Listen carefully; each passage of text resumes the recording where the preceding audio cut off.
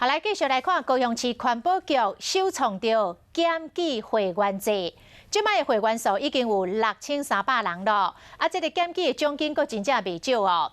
高雄市环保局的统计，今年1月到10月，针对环境垃圾开发2万多件，罚款的总金额是3372万外。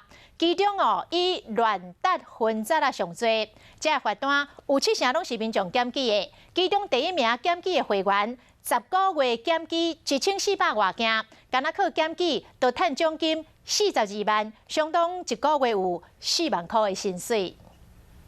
行车红灯时阵，头前轿车驾驶卫生纸为车窗弹出去，就是无人注意，甲粉屑弹伫咧涂骹。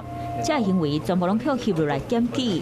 高雄市环保局统计，今年1月到10月，针对环境垃圾开出来罚单有2万多件，金额坐要3372万外。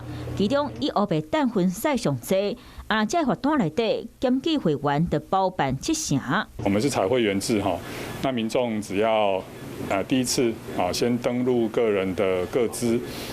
那他就可以呢来进行相关的检举。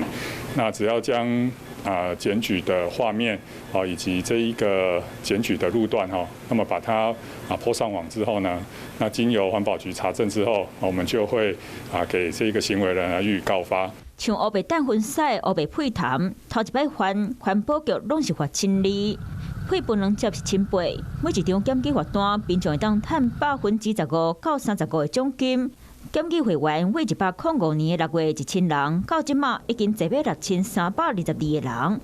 提醒民众要有公德心，若无在真细腻检举的人，就徛伫你的附近。